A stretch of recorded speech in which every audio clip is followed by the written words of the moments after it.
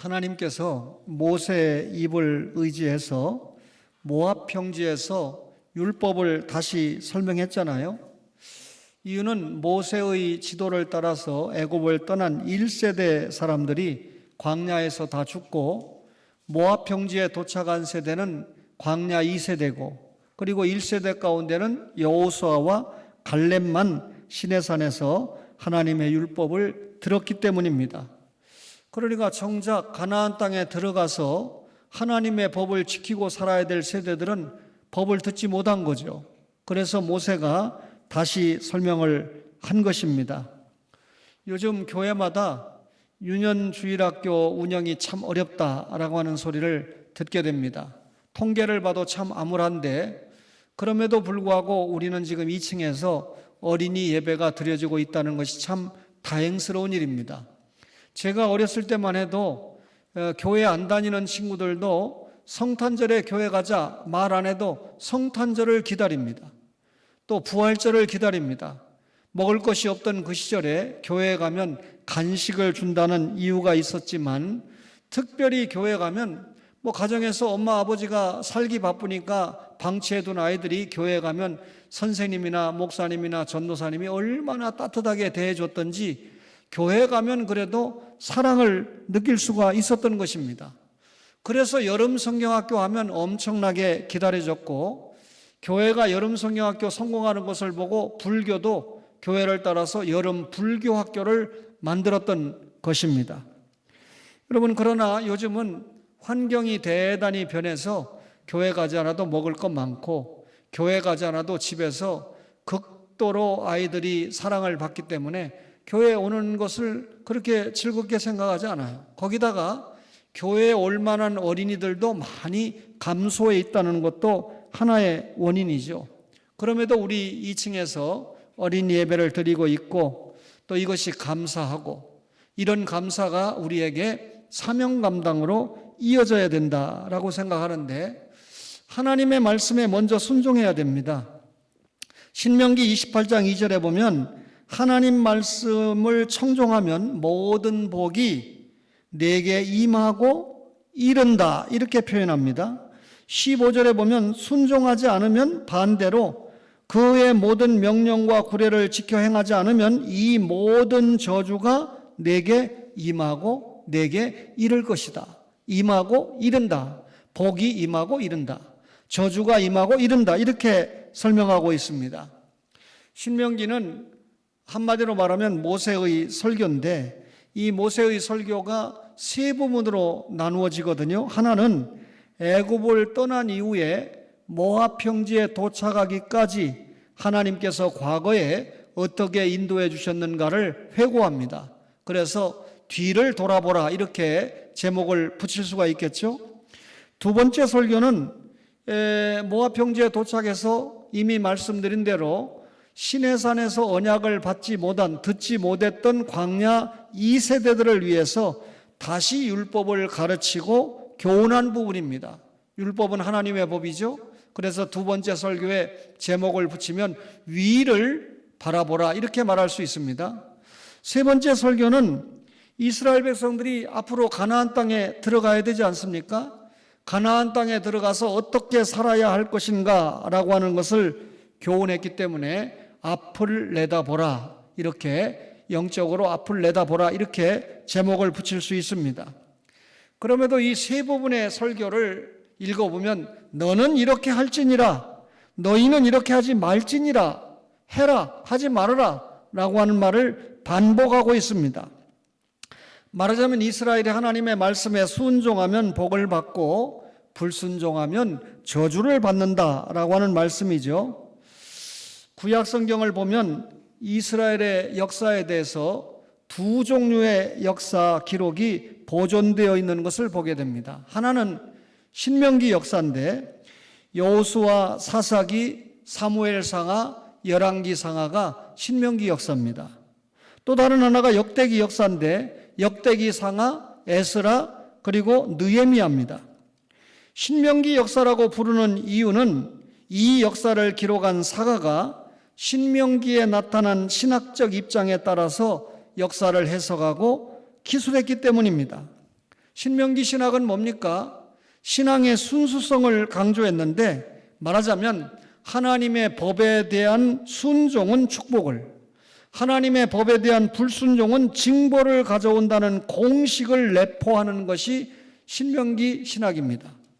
말하자면 이것이 말씀에 순종하면 복이요, 말씀에 불순종하면 저주를 받는다라고 하는 것이 신명기의 역사를 해석하는 중요한 키가 된다는 것이죠.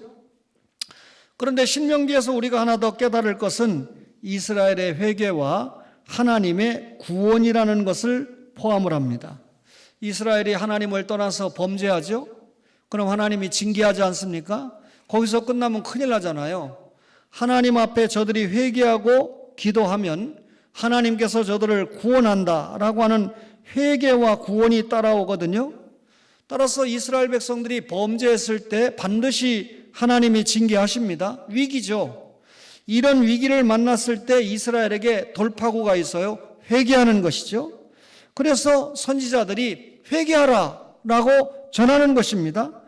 그러면 그 회개하라고 하는 음성 속에 하나님의 구원을 대망하는 소망의 근거가 들어있다는 거죠.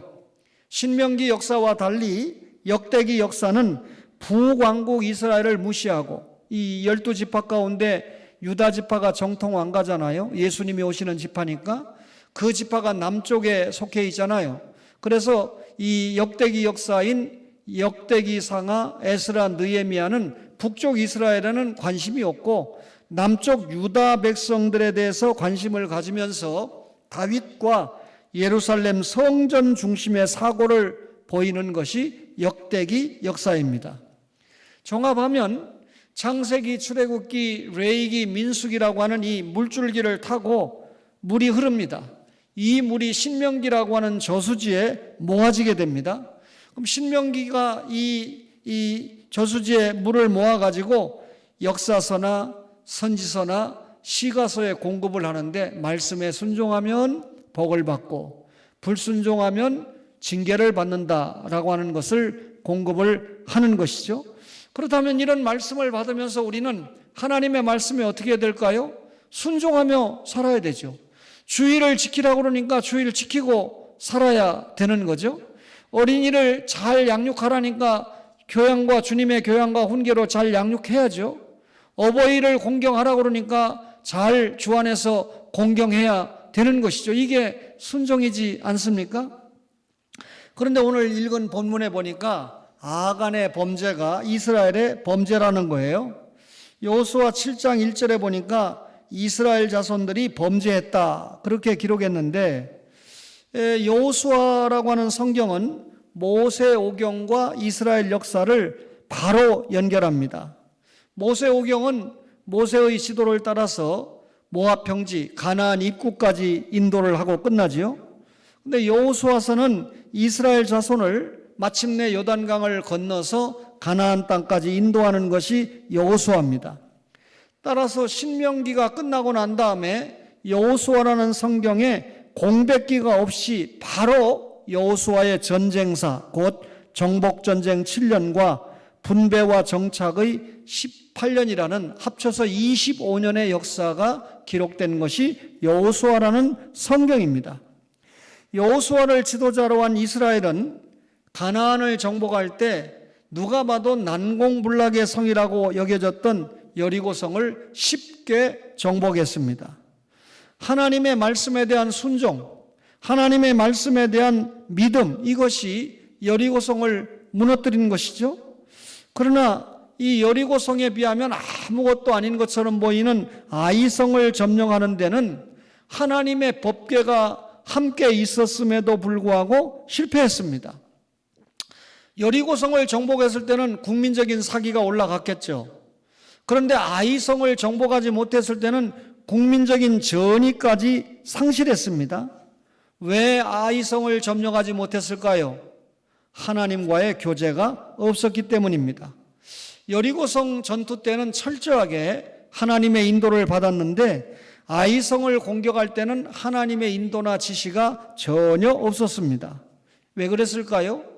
이스라엘 백성들이 여리고성을 함락시킨 후에 승리의 기쁨에 도취해서 기도하지 않았습니다. 말하자면 하나님의 인도와 도움으로 여리고성을 무너뜨리려고 생각하지 않고 자신들의 힘으로 정복했다고 자만했던 것입니다. 결국 이스라엘은 불순종했습니다.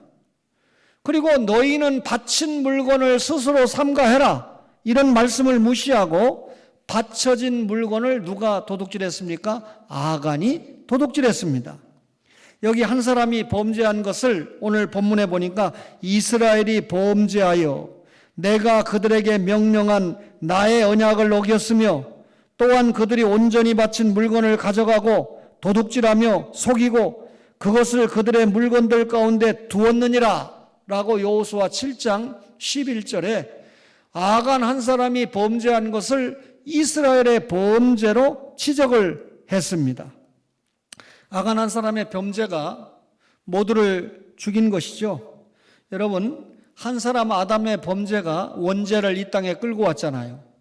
그리고 한 사람 예수 그리스도의 십자가의 죽음이 우리에게 살 길을 내지 않았습니까? 한 사람의 실패가 민족이 나아가는 길을 위태하게 했습니다. 개인적으로 볼 때 많은 어려움이 있음에도 불구하고 민주화 세력까지도 박정희 대통령의 산업화를 칭찬하고 있는 것, 인정하고 있는 것은 그런 이유입니다. 한 사람의 지도자가 바로 서니까 나라가 바로 섰지요. 상대적으로 그 당시에 우리보다 훨씬 잘 살았던 버마, 미얀마라고 하는 나라는 똑같은 군인이 집권을 했지만 나라를 완전히 망쳐서 아시아의 최빈국으로 전락을 시킨 걸 보잖아요. 제가 역사를 길게 설명하지 않아도 한 지도자, 한 사람이 모두를 죽일 수 있고 또 한 사람이 많은 사람을 살릴 수 있다는 것을 역사 속에서 우리가 많이 보게 됩니다. 여호수아는요, 아간이 범죄한 걸 알았는데 이 책임 소재를 규명하는 것보다 먼저 회개를 선행했습니다. 물에 빠진 사람 있으면 먼저 건져놓고 원인을 규명해야죠.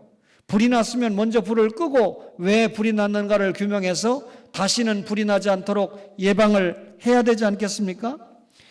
이런 그 아간의 신뢰를 통해서 볼 때 하나님의 말씀으로 교육하는 것만이 나라와 민족이 살 길이다라고 하는 것을 알게 됩니다. 말하자면 말씀 교육의 부재는 언제나 범죄에 빠지게 한다는 것이죠. 여호수아 7장 1절에 보니까 이스라엘 자손들이 온전히 바친 물건으로 말미암아 범죄하였으니 하면서 유다 지파 세라의 증손 삽디의 손자 갈미의 아들 아간이 온전히 바친 물건을 가졌다라고 지적을 합니다. 그래서 하나님이 진노하셨다는 거예요. 16절 이하에 보니까 제비를 뽑았더니 유다 지파가 뽑혔고 그 다음에 세라 족속이 뽑혔고 그 가운데 세라 족속 가문에 아간이 선정되었다라고 설명하잖아요. 말하자면 한 사람의 범죄를 지적할 때 아버지, 할아버지, 증조할아버지 그리고 족속과 지파까지 들먹이고 있습니다. 여러분, 이 가족의 관계라고 하는 것은 생물학적인 관계 이상인데요. 아간에게 있어서 세라나 삽디나 갈미는 직계 조상입니다. 한 사람의 범죄를 거명을 할 때 직계 조상을 꼬집은 이유는 뭡니까? 그 조상들이 신앙교육을 똑바로 못했다.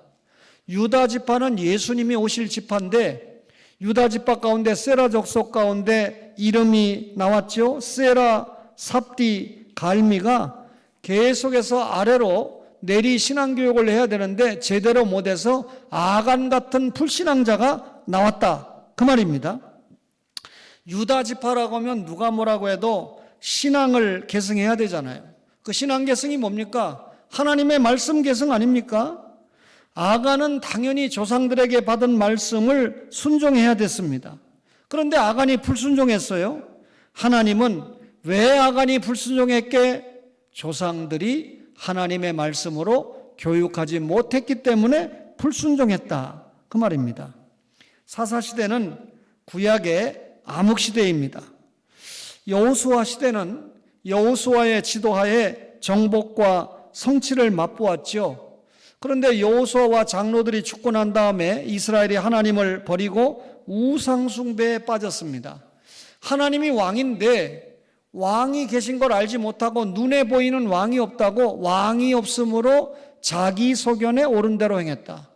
하나님의 말씀대로 가나안 땅에 가서 살아야 되는데 자기 주관대로, 자기 생각대로, 자기 소견대로 살았다. 이게 신앙교육을 등한히 한 결과입니다.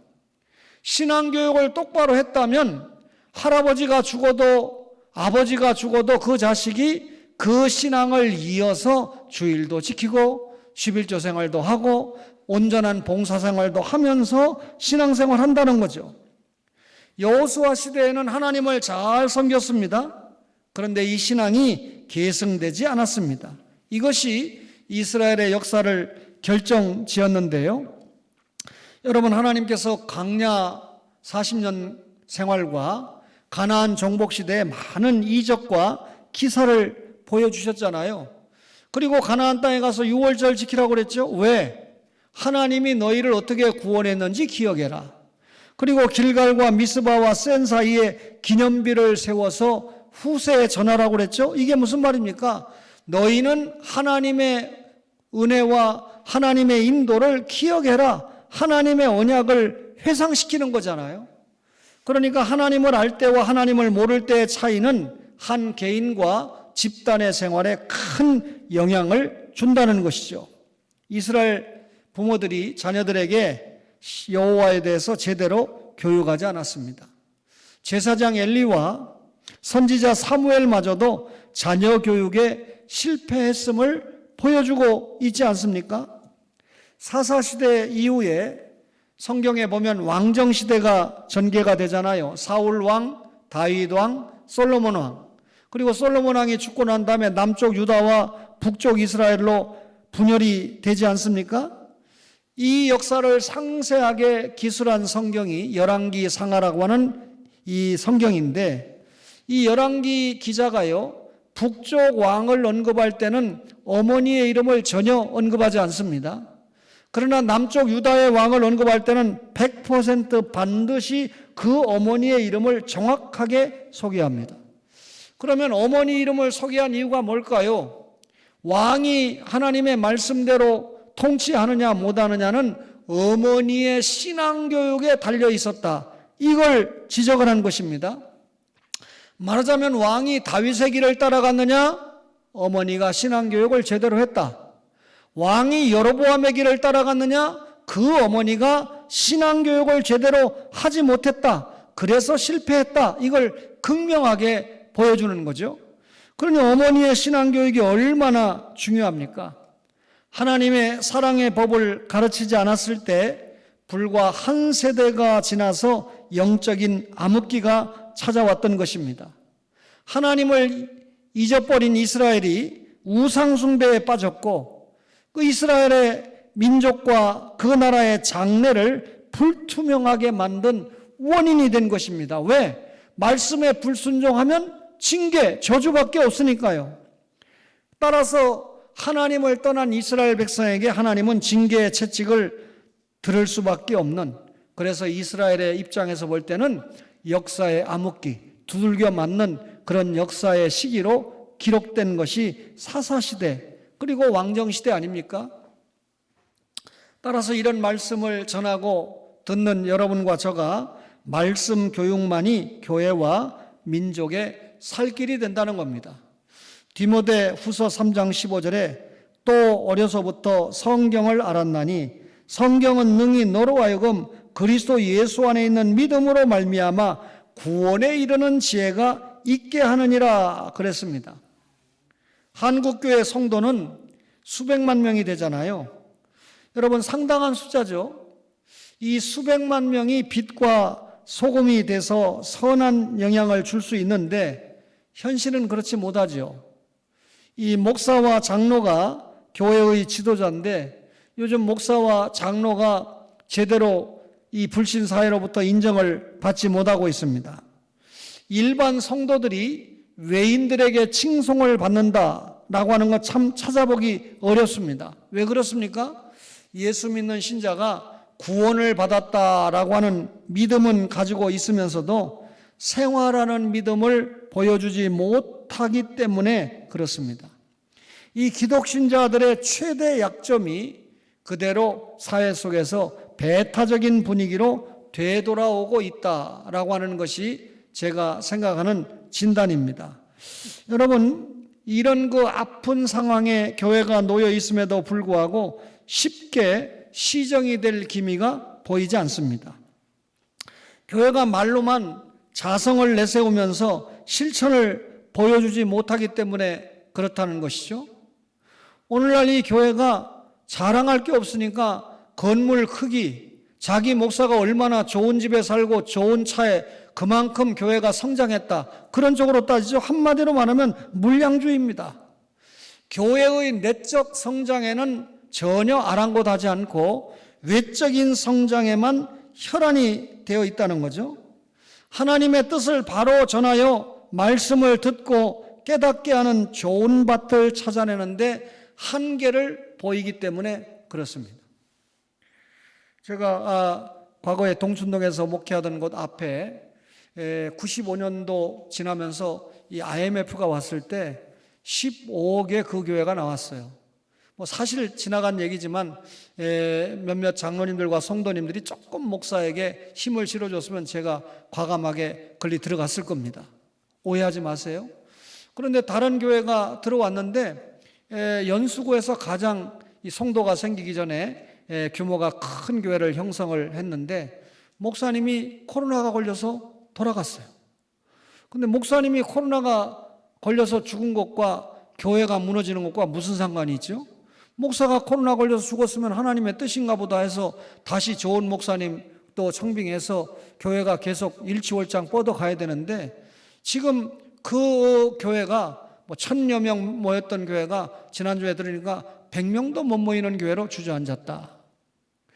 왜 이런 현상이 생겼을까요? 저는 그 교회는 말씀으로 교육하는 것이 아니었다라고 하는 것이 드러났다. 저는 그렇게 진단할 수밖에 없습니다. 여러분, 이런 그 주변의 상황을 보면서 우리는 어떻게 됩니까?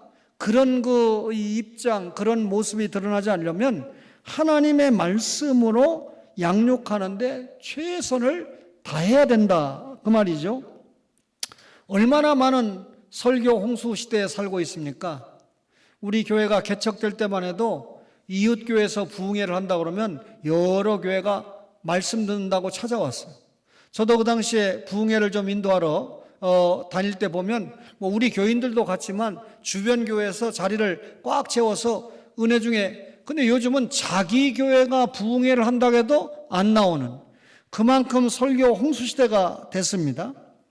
여러분, 어떤 목사든지 말씀을 전할 때마다 하나님의 말씀대로 살고 축복받자, 그렇게 가르치잖아요.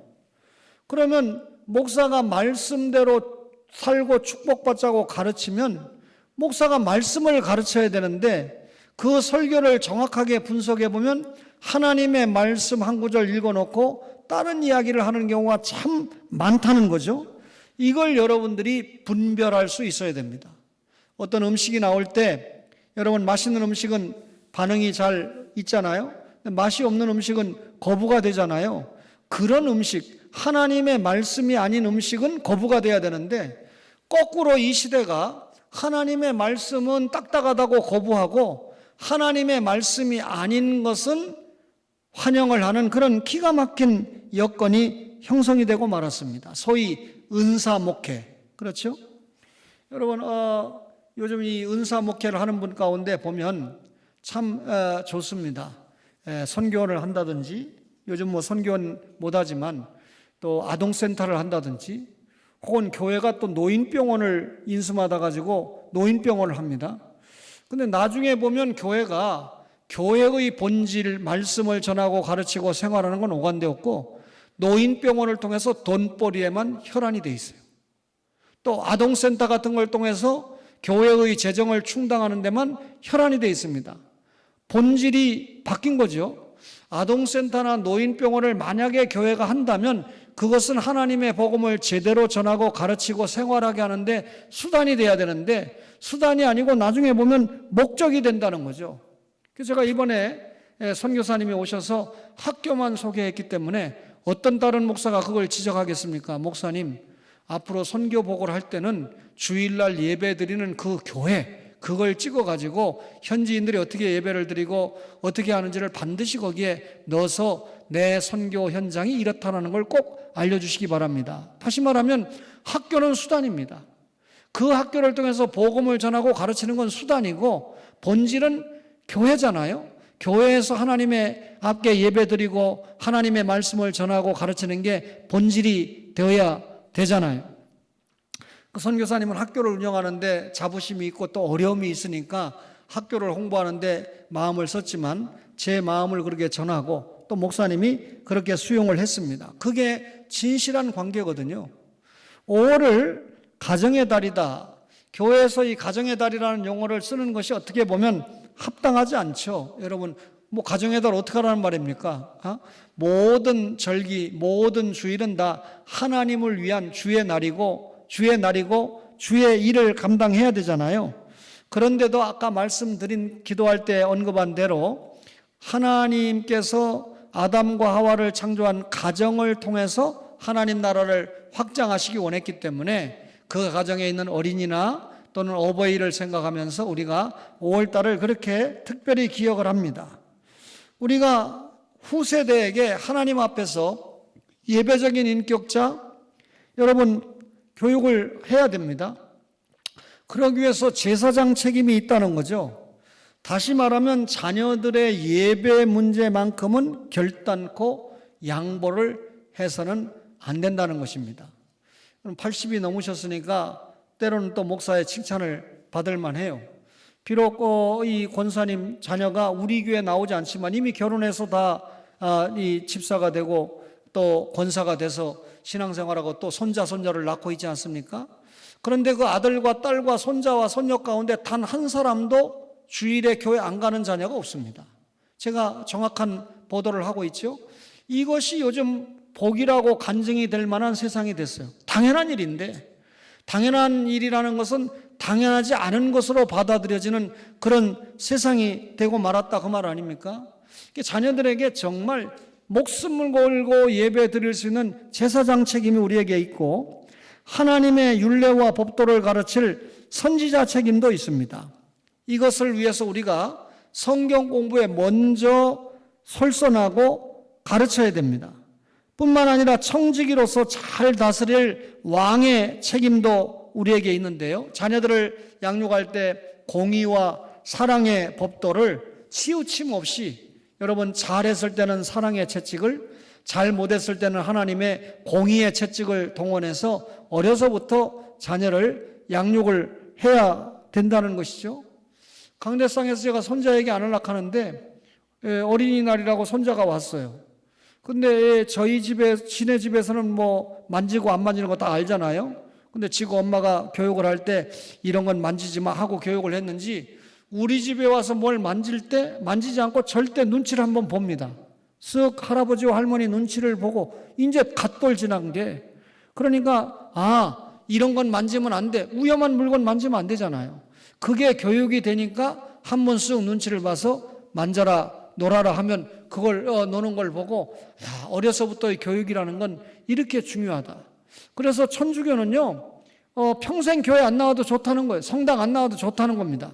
어려서 6살까지만 성당 데리고 나와라.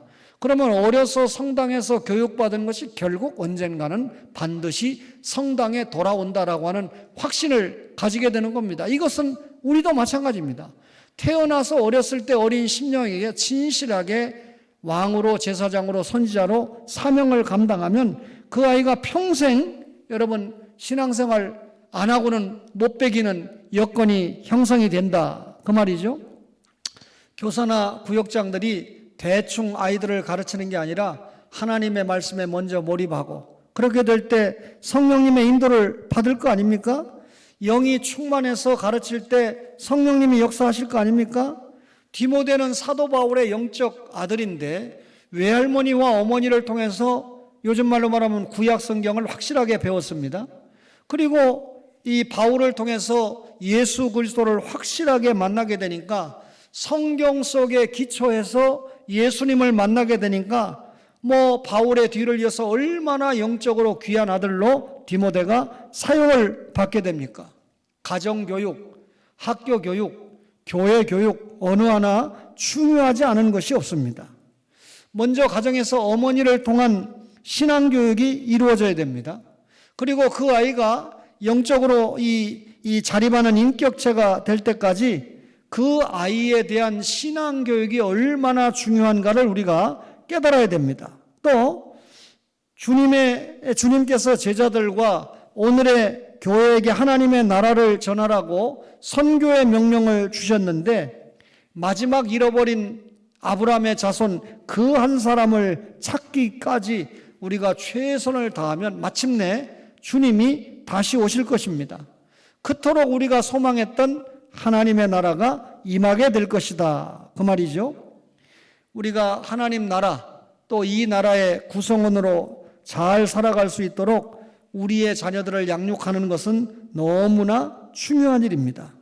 어린 심령들이 하나님의 말씀을 듣는 좋은 밭이 되도록 하는 교육이 오늘 교회와 그리고 부모가 가지는 중요한 사명이 된다는 것이죠. 우리 교회가 어린이 주일을 맞이해서 자녀 교육을 잘해서 신앙을 개성시키는 일에 하나님께 칭찬받는 그런 교회가 되시기를 주님의 이름으로 간절히 바랍니다.